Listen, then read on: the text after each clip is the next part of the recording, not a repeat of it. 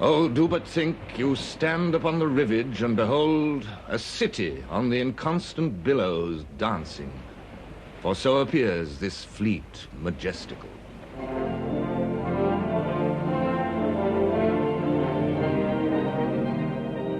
In August 1914, Britain went to war with a very small army and the greatest navy the world had ever seen.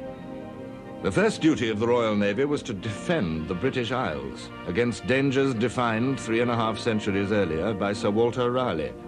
There are two ways in which England may be afflicted. One by invasion, the other by impeachment of our trades.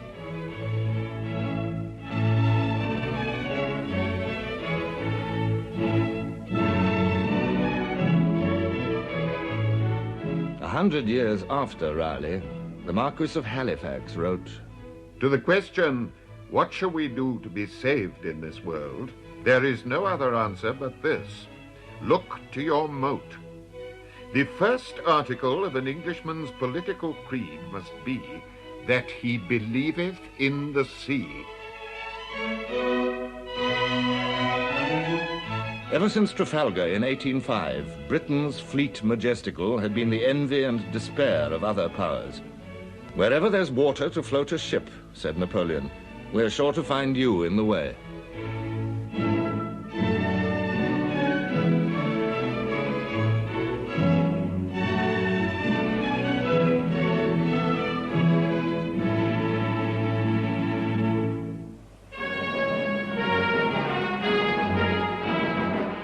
In 1900, Germany began to build a fleet, a battle fleet. Admiral von der Goetz told the Reichstag, The maritime superiority of Great Britain, overwhelming now, will certainly remain considerable in the future. But she is compelled to scatter her forces all over the world. With the increases about to be made in the German fleet, we will be in a position to measure our strength with ordinary British naval forces in home waters. The very foundations of Britain's security were placed in hazard. The threat was unmistakable. Sir Edward Grey, the Foreign Secretary, expressed its full extent. If the German fleet ever becomes superior to ours, the German army can conquer this country. There is no corresponding risk of this kind to Germany. For however superior our fleet was, no naval victory would bring us any nearer to Berlin. There were two courses open to Britain: to negotiate to limit the German fleet or to increase her own. In 1908, the Kaiser ruled out negotiation. A good understanding with the English is not desirable at the cost of the completion of the German fleet. Whether the British like it or not is immaterial. If they want war, they can have it. We are not afraid of it. Britain met the challenge by stripping her overseas stations and concentrating her scattered navy in home waters. Sir John Fisher, First Sea Lord, wrote reassuringly, "We will soon have in home waters 2 fleets, each of which is incomparably superior to the entire German fleet fully mobilized for war. So sleep easy in your beds." Battleships and cruisers returned home from distant oceans, a holiday for the Arab smuggler or the Malay buccaneer. Yet this was not enough. In 1906, Britain had launched HMS Dreadnought, faster, bigger, more heavily armed. All existing battleships were rendered obsolete. And in theory, all the shipbuilding nations were now on equal terms. The naval race began.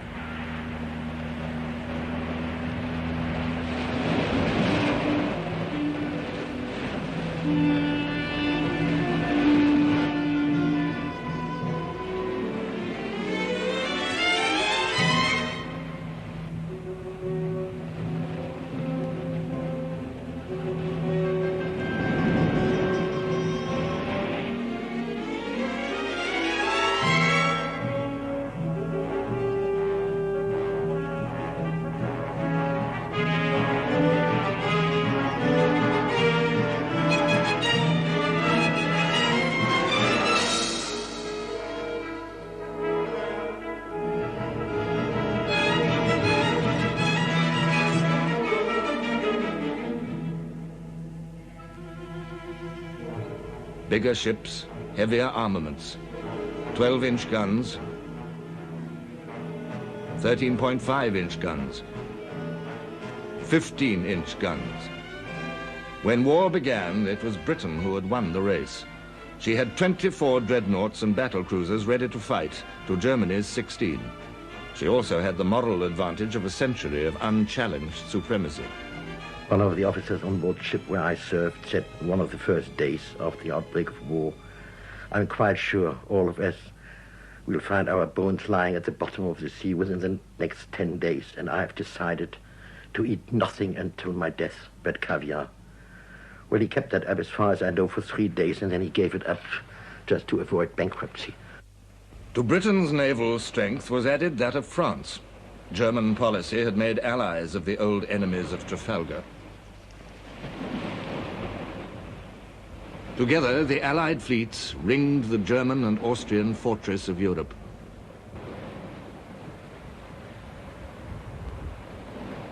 Colonial possessions throughout the world provided the fleets of Britain and France and Germany with bases for supplies and repairs. They also formed a network of radio stations, connecting distant squadrons with their home command. Above all, they served as coaling stations. To steamships, coal was life. A heavy ship ate a ton of coal for every mile steamed at high speed.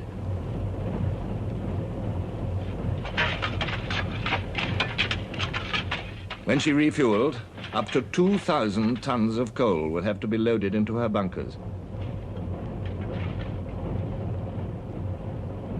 So, across the world, the naval powers had built up chains of coaling stations, and the filthy colliers that replenished them were the sinews of naval glory.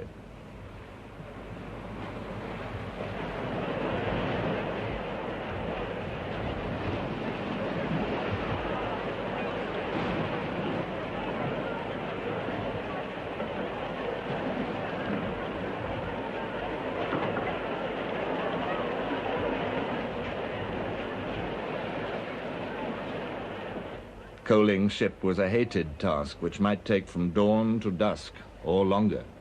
It was all right while we was breaking the surface of the coal, but as you got lower and lower into the hole, so it got terrible. In fact, you was eating coal dust all the time you were down there. Your nose got blocked up, your eyes got blocked up, and we were jolly thankful when it was finished. Only one more day of coaling. One more day, oh, rock and roll me over. Only one more day. Only one more day of working. One more day, oh, rock and roll me over. Only one more day.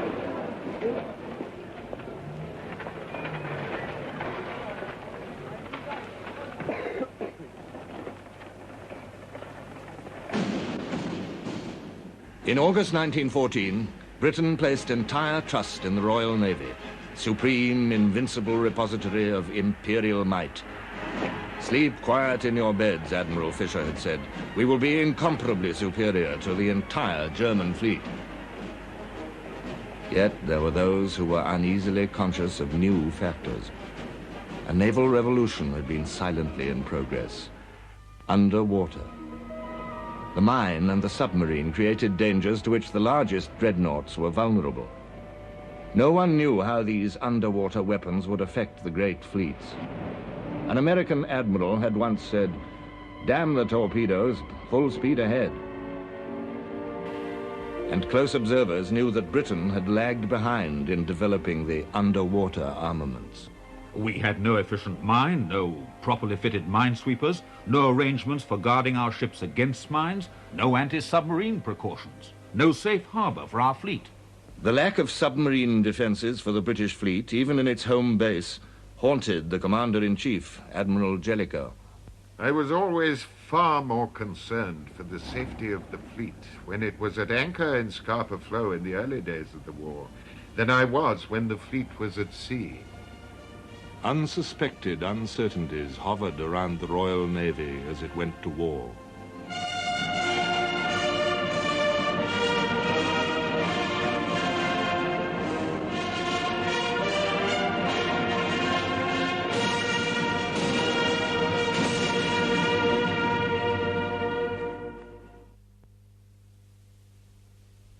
Germany had acquired a colonial empire in Africa and the Pacific, more than 4 times the area of her homeland, and she had developed a huge export trade.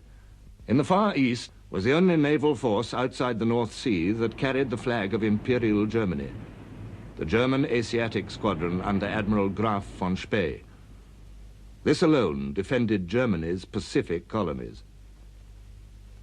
The Allies planned von Spee's immediate destruction. Take away his bases, his radio and coaling stations, and his squadron would be helpless.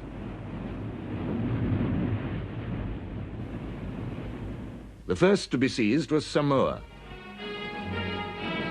Palms and sands and lazy islanders ringed by the glamorous South Seas.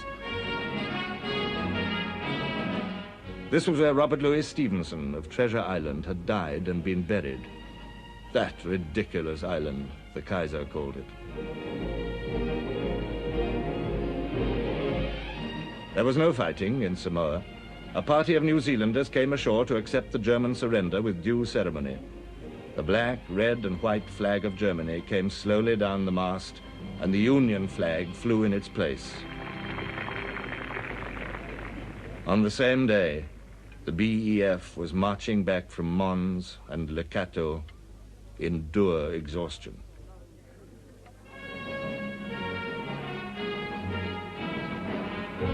On September the 10th, the remote tropical war moved to another German island, New Pomerania, off the coast of New Guinea.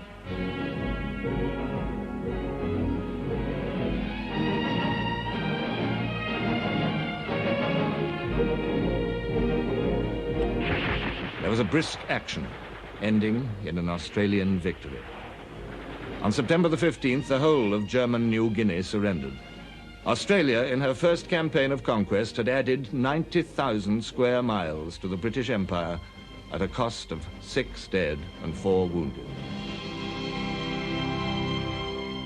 But Germany's strongest Pacific colony and von Spee's main base was Tsingtao on the Kiao Chau Peninsula of China. Its governor telegraphed to Berlin, Tsingtao is impregnable. It cannot be taken from the sea, and no one would try from the land. But it could be besieged. Japanese, British, and Indian troops landed on September the 2nd.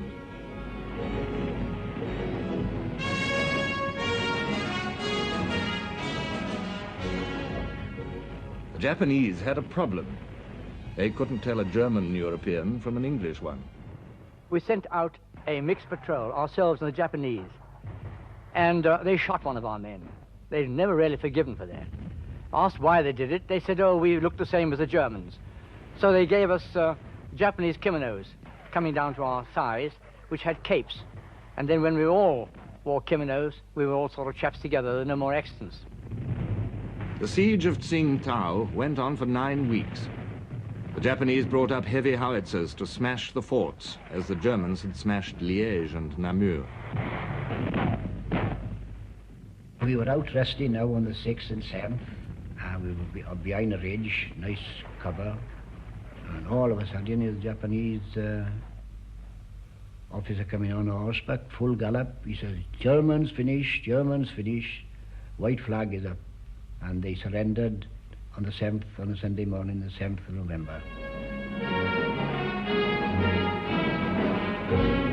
Now the last islands to fly the German flag in the Pacific fell one by one. The Marianas and the Carolines, the Marshalls and Bougainville. And one by one, Admiral von Spee lost his hopes of coal and succor. His sleek ships steamed on in isolation. Winston Churchill described his dilemma. With the blockade of Tsingtao, he was cut off from his only base on that side of the world. To steam at full speed or at high speed for any length of time on any quest was to use up his life rapidly.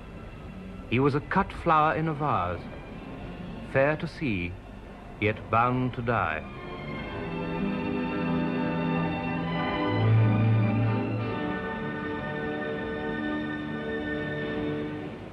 Germany's African empire was crumbling too. In August, Togoland fell. In September, the Cameroons. Southwest Africa was attacked. The operation was delayed by a rebellion of Afrikaners who wanted to reverse the result of the Boer War. Rebels were killed, dispersed, or captured, but the Germans had been granted a respite. But by the summer of 1915, the Union flag flew over the whole of this vast territory.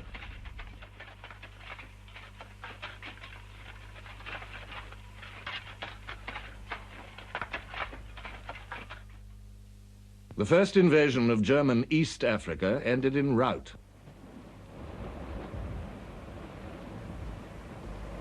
A British and Indian force, poorly commanded and poorly trained, landed on the swampy coast.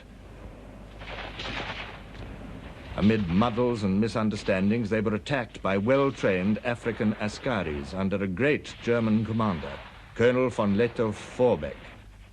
The British, their invasion hopes shattered by dysentery and gunfire, withdrew after 4 days, leaving behind 800 dead and many prisoners, as well as enough guns and ammunition, coats and blankets to supply the German garrison for years.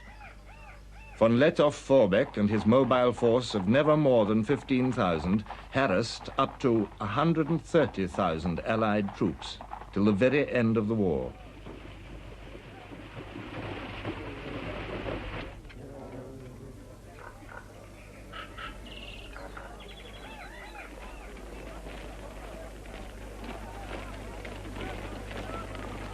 East Africa held out, but the German Empire had disappeared from the map. Her merchant fleet had also disappeared. The blockade mounted by the British Navy on the first day of war was doing its work. German merchant ships were penned up in neutral ports all round the world.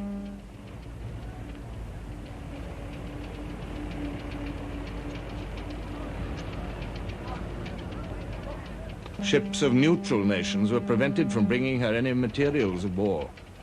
This created an instant source of friction between Britain and America. Lloyd George wrote, Germany's chief power was on land, Britain's on the sea. Germany's invasion of Belgium, her devastation of France, might arouse disinterested wrath in America, but it did not touch American pockets. On the other hand, Britain's firm measures to prevent contraband of war from reaching Germany, and her wide and constantly widening interpretation of contraband, caused serious inconvenience to American shipping and direct interference with American business. It was a test of diplomacy, as Britain and Germany competed for America's sympathy. President Wilson's confidential advisor said, The British have gone as far as they possibly could in violating neutral rights, though they have done it in the most courteous way. President Wilson had determined to keep America out of war. He contented himself with protests. And now, under the protection of the Royal Navy, soldiers from Britain and the British Empire poured unmolested into France and Egypt.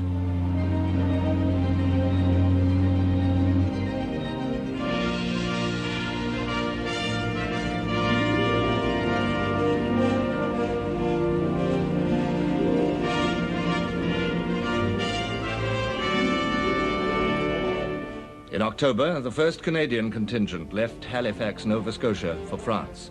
Over 31,000 soldiers, the greatest concentration ever carried by ship in a single journey. Everywhere, the oceans were a broad and safe high road for the Allies. For troops from India, sailing to protect the oil fields of the Persian Gulf. For Australians and New Zealanders bound for Egypt, where Indian and British soldiers were defending the Suez Canal against the Turk. In all this vast traffic, not one soldier was lost through German naval attacks. The same sea power protected Britain's merchant trade, more vital now than ever before.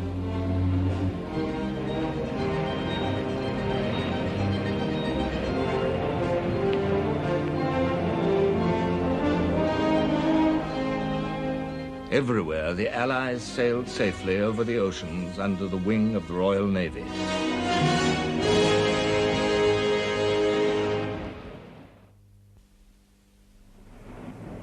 But it is the duty of a fleet to destroy enemy warships. On August the 28th, the Admiralty planned a daring assault deep into German home waters. Their destination was Heligoland Bight, the stretch of sea between the small, heavily armed island fortress of Heligoland and the mouths of the Elbe and the Jade, where the main German fleet was concentrated. The Admiralty knew that German destroyers patrolled this area every night. They'd planned a trap for the Germans.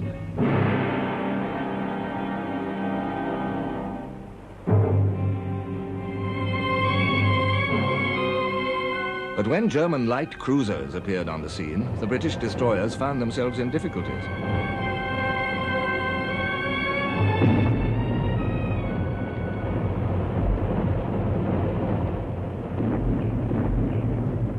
Then suddenly, an impressive new element surged into the battle. Admiral Beatty's battle cruisers racing into action. They quickly pounded the German cruisers into wrecks with their big guns.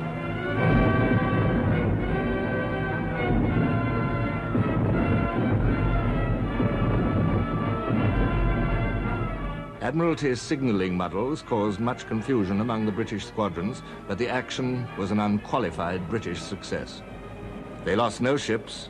The Germans lost 3 cruisers and a destroyer, a defeat right on their own doorstep. Admiral Tirpitz, creator of the High Seas Fleet, lamented, "It was a day fateful for the work of our Navy. The Emperor did not want losses of this sort.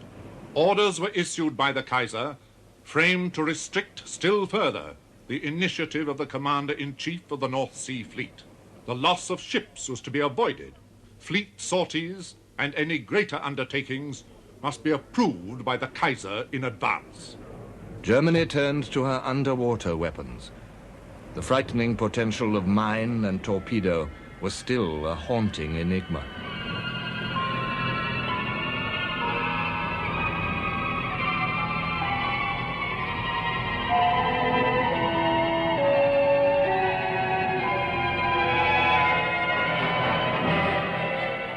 Soon, they gained an outstanding and ominous success. On September the 22nd, near the Dutch coast, one of Germany's oldest U-boats, the U-9, sighted a patrol of 3 old British cruisers, the Hogue, the Aboukir, and the Cressy. Within an hour, it had sunk all 3, with a loss of 1,400 lives, more men than Nelson lost in all his battles.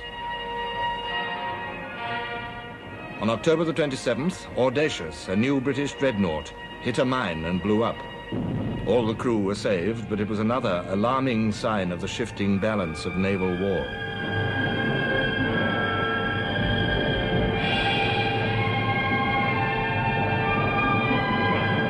On the surface, too, Germany still boasted one conspicuous success.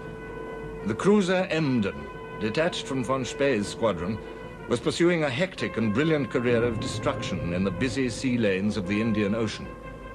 She was a scarlet pimpernel of the sea, gallant, elusive, always springing surprises on her pursuers. Emden's exploits rang round the world.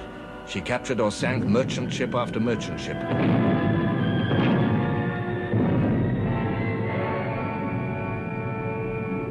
If they were colliers, she filled her bunkers and took a new lease of life.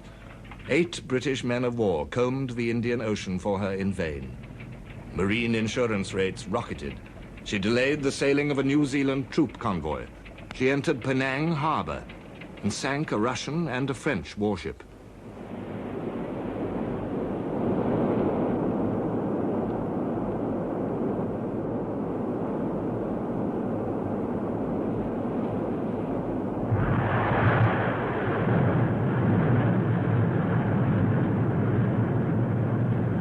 One night she entered the port of Madras and switched on her searchlights. Her guns blazed away at the shore oil tanks. They were wrecked, and 1.5 million gallons went up in smoke. In Britain, the Admiralty's prestige was shaken, as even the First Lord, Winston Churchill, had to admit. The press and public were not in a position to understand all that the Admiralty was doing. They saw only a few German cruisers doing whatever they chose and sinking British merchantmen. A great deal of discontent began to make itself heard and felt. After 2 profitable months, Emden sailed to the Cocos Islands and sent a landing party ashore to wreck the radio station.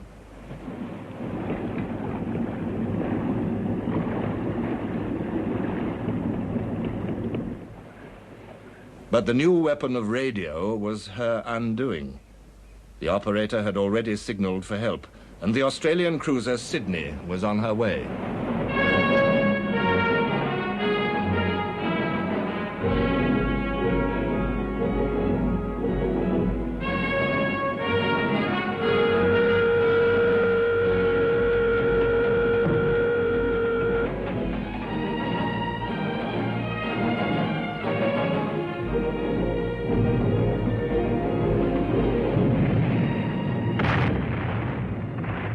Emden, outgunned and outranged, ran herself onto a reef. The Indian Ocean was safe again. Now the flame of German naval imperialism was flickering out. Only von Spee remained. From the outbreak of war, he had eluded his pursuers. Alone with his 5 ships, cut off from his colonies, he steamed on in the empty vastness of the Pacific. Every day, Churchill studied charts of his possible position and stared at his Admiralty map, pondering where the Asiatic squadron might be. At last, news came that it was sailing towards the coast of Chile. Admiral Craddock, commanding a British squadron in the Pacific, was ordered to hunt him down. Craddock wrote, "Somehow, I think we shall say how do you do to these Teutonic gentlemen. I'm generally pretty lucky, and we don't want any more disappointments." Craddock, with the old cruisers Good Hope and Monmouth, and the light cruiser Glasgow and the armed merchant cruiser Otranto, found von Spee near the Bay of Coronel, off the coast of Chile. We formed single line ahead,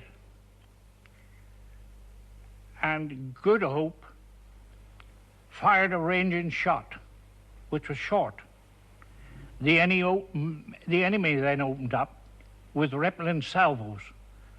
We did not possess that method of firing, but it soon became apparent to us that both the Monmouth and the Good Hope were under severe punishment. About 1 hour, there was a terrific explosion in the Good Hope, and she went up like a huge bouquet and disappeared. After that, they concentrated on the Monmouth and us. And the Monmouth was soon in trouble and could make very little effective reply. The Monmouth sank, and the whole crew was drowned. Craddock, too, was drowned with the crew of the Good Hope. A fellow admiral said of him, "Poor Kit Craddock. He'd always wanted to die on the hunting field or in action."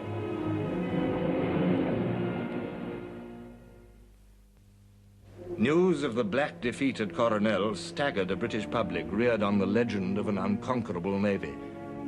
U-boats, mines, the Emden, and now a British squadron smashed in a fair fight.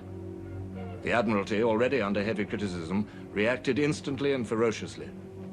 The battle cruisers Invincible and Inflexible were ordered out to find von Spee and destroy him. There was to be no delay. The Admiral Superintendent, Devonport, reports that the earliest possible date for completion of Invincible and Inflexible is midnight the 13th of November. Admiralty to CMC Devonport. Ships are to sail Wednesday, the 11th of November. They are needed for war service and dockyard arrangements must conform. If necessary, dockyard men should be sent away in the ships to return as opportunity may offer. You are held responsible for the speedy dispatch of these ships in a thoroughly efficient condition. On Wednesday, November the 11th, the 2 great ships under Admiral Sturdy steamed south towards the South Atlantic and the Falkland Islands.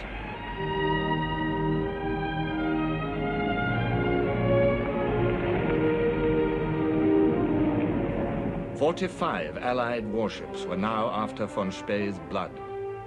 He had no illusions. We have at least contributed in a certain measure to the glory of our arms, although that cannot signify greatly against the enormous number of British ships.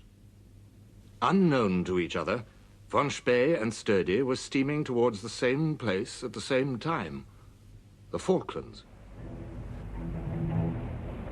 Sturdy arrived first. He was coaling in the morning after his arrival when he received the signal, a 4-funnelled and a 2-funnelled man-of-war in sight. Ships he was scouring the ocean for were sailing into his arms. The British crews worked feverishly to prepare their ships for the chase.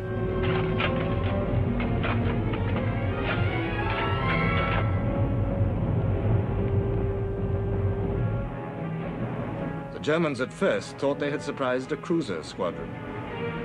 Then, suddenly, the Germans saw the tripod masts. Battle cruisers. They meant certain death. The battle cruisers swept out of the harbor. For 3 hours they chased von Spee, eating up his 15-mile lead. At 9 miles, Sturdy opened fire. The Scharnhorst and the Gneisenau fought back gallantly, but they had no hope. We could feel 1 or 2 shots coming, and hitting us, we could hear the shots piercing in the funnels and the superstructure and the casings. But we were assured from time to time from the bridge that all was going well.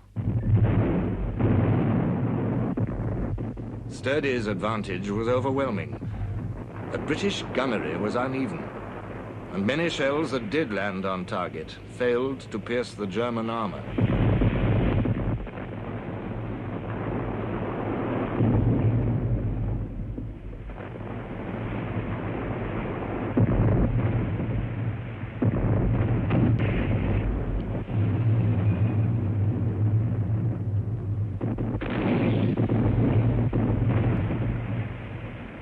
It was 5 hours before Scharnhorst sank. Gneisenau soon followed her. The Kent finished off the light cruiser Nürnberg. She was on fire, forward and aft, and some of them were jumping into the water on bits of wreckage so as to try and get to us, but the seas were icy cold. We all had the impression that those Germans were very, very plucky people. I actually saw one man pull out the flag that was aft, how he got hold of it, and I saw him as he was sinking under the water, still waving that flag as that ship went down, much to say, Deutschland still über alles. Only 1 light cruiser escaped. Coronel was avenged at the expense of 3/4 of the battle cruiser's ammunition and some disturbing questions about the quality of British gunnery. A month later, on the other side of the globe, another battle raised more questions, this time about British signaling. A British battle cruiser force in the North Sea met a smaller German one near the Dogger Bank.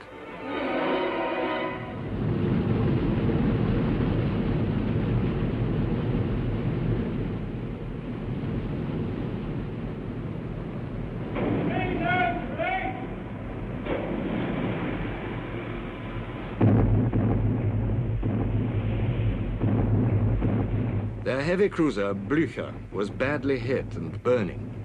She began to slow down. The British flagship, also damaged and her radio gone, flag signaled the other ships to continue chasing the fleeing Germans.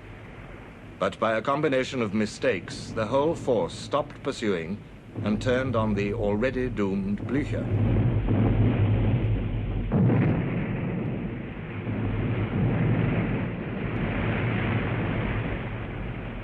We annihilated her, brought her to rest, and she was in a very bad position. But the most extraordinary thing about it was that she was heeling over, and there must have been over 1,000 men clambering up the deck onto the side of the ship. And as she steadily rolled over again, so they was sliding down the side of the ship into the water. The German battle cruisers escaped. Safe in harbor again after their brief foray, they returned to their old passive role. But recreation was not victory. The German fleet had little to show after 6 months of war, except confirmation of the Kaiser's fears. The British Grand Fleet was too strong for them. Morale was in danger. The Kaiser had to issue a special order to his fleet. I urge you to maintain a spirit of cheerful fulfillment of duty, even when there has so far been no opportunity in the face of the enemy, or where, in all human probability, no such opportunity is likely to occur at all.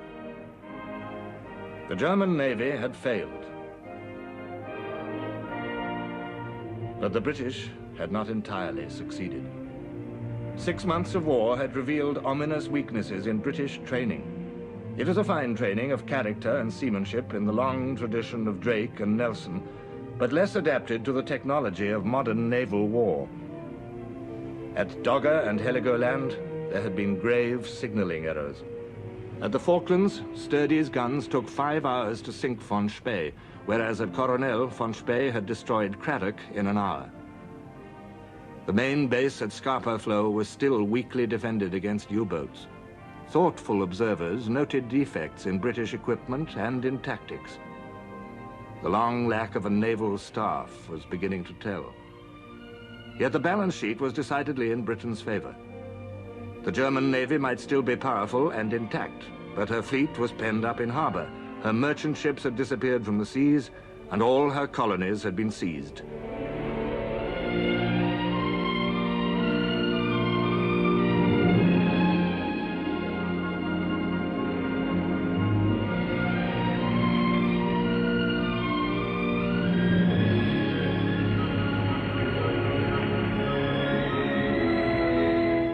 In the first months of the war, the Royal Navy had done its job.